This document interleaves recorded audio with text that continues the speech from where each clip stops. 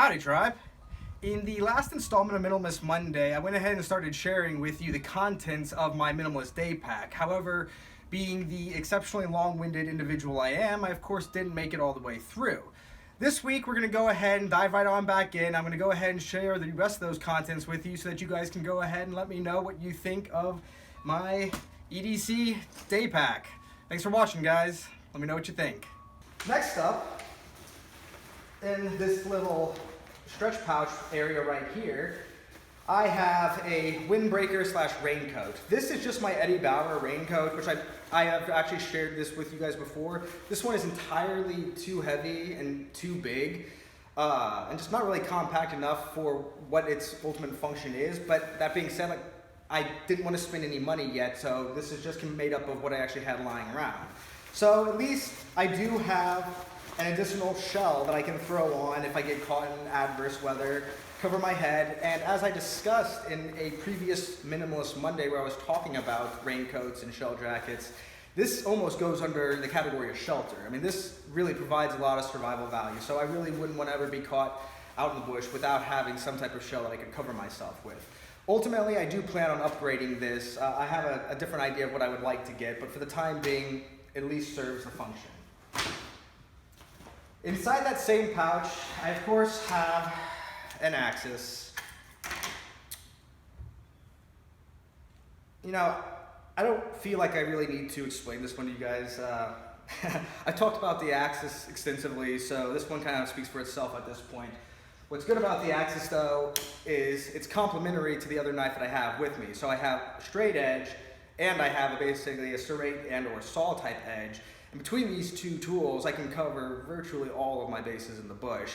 In addition to being able to half the axis up, and in a really worst case scenario, it at least does provide you with a clubbing type tool that if you are getting pursued by a bear or some type of animal, it's better than having nothing.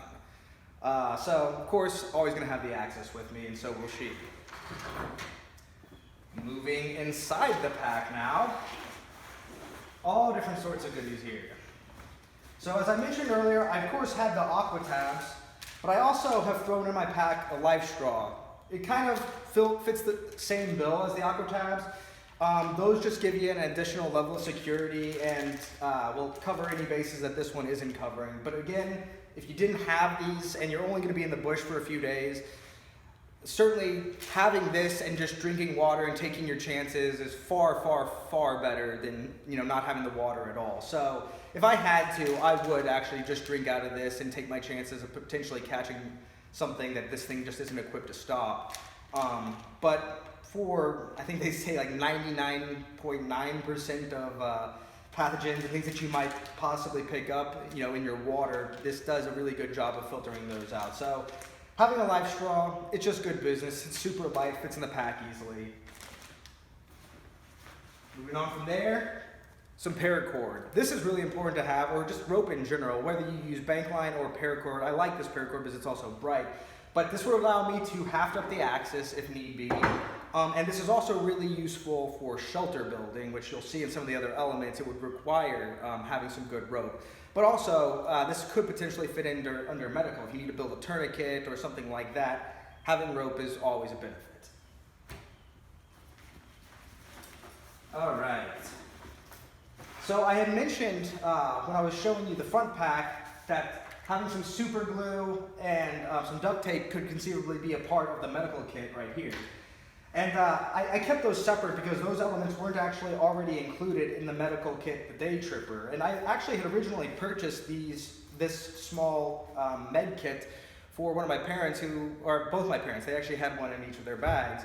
But they were going on a day hike, going mushroom hunting, and they just needed something that would cover the generic bases while out in the bush. I don't really like these med kits, and I've gotten a lot of responses also from viewers just based off of my discussion that I started last week recommending obviously a medical kit. I don't really like these pre-made medical kits. They have the basics, but honestly they tend to be so underbuilt and so generalized that it doesn't necessarily cover my bases as much as I would like. So ultimately, I am actually going to be doing a separate series where I'm going to explore my medical kit and break that down independently, it'll do its job for the time being, and it at least gives me some security out in the bush, but this would not be my ideal pack. It's really mostly just a placeholder right now. But that being said, what I'm ultimately planning on doing is the pack that this comes in, it has a little instructional book and everything like that. I like the size of this amount of medical equipment, but the bag is virtually useless. So what I would like to actually do is build my own medical kit inside a mess tin like this, so that I have all my medical tools, but I also have a container that I can use for boiling water and cooking food if necessary. Far more useful vessel than this pack is, and essentially about the same size. So that's what my goal is ultimately going to be. Haven't completed that project yet, but hopefully I can get some feedback and do a little bit more learning myself so that I can build a little bit better medical pack and share those findings with you guys, and also, like I said, hear what you guys have to say and recommend yourselves. All right, I threw this one in there. Again, this isn't 100% necessary, but if I am out for a day hike and nature comes a call, and it's never bad having a little shelf so you can dig a quick hole. This is the deuce of spades. I've done a bit of a review on this before, and it serves its purpose. It's ultra light, so really it's kind of a wash inside the bag. It really doesn't take up much space or room. Lastly, though, and I think probably most importantly in my perception, is emergency shelter. And I may have overbuilt this a little bit, but like I said in the blog that I wrote about this, comfort is really high for me. And even in a survival situation, if you can provide that kind of morale boost, that your odds of survival are far, far greater. So being able to provide a solid, comfortable shelter is an absolute must in my opinion. So with that in mind, first up, I have the SOL Escape Bivy. They actually have 3 different types of these. This is the biggest and the baddest. This is the most well-built, the best for ventilation and also heat retention. It's a really, really awesome bivy here that, its functions are priceless in a survival situation. This alone would probably be enough for me to survive if this was all I had and didn't even necessarily have my jacket. This would do a lot of good for me. In addition to that, I also, of course, have one of those Mylar emergency blankets. Again, I can put this up and reflect heat if need be, or I can bundle up if I happen to have gotten wet. The heat reflection capabilities of these are enormous, so these are a really, really useful tool to survivors. And again, like some of these other items, they take up virtually no weight or room and weigh virtually nothing. And lastly, in here, I have a large reflective tarp. I don't want to unfold this here, but you can see, like the Mylar sheet, it also has this reflective material as well. And so this just provides an exterior shelter that I can build over my bivy, so that in essence this would be like my sleeping bag, and then I have another shelter or full canopy that would go over that and protect me. And that's where, of course, having the rope comes in handy. So that is pretty much everything I've got in the kit at this point. I would really love to hear your all's feedback. I know that there are a lot of other pieces that I could put in here, but like I said, this was just what I had lying around.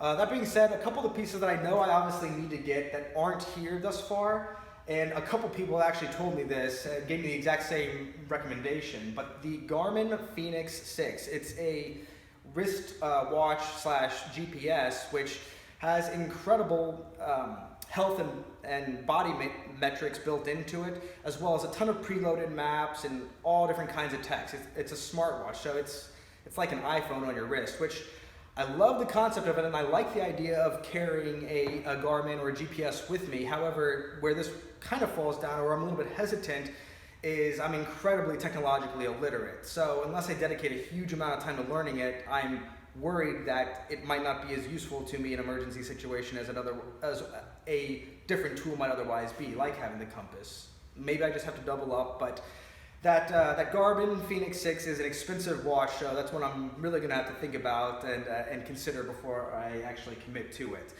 Another item that I already mentioned, of course, was the bear spray. I don't have that here, but they have bear spray that you can get to keep on your belt and quickly deploy. That's an absolute must in the Montana bush, as I recently discovered. Every one of the trailheads always has signage warning you about bears.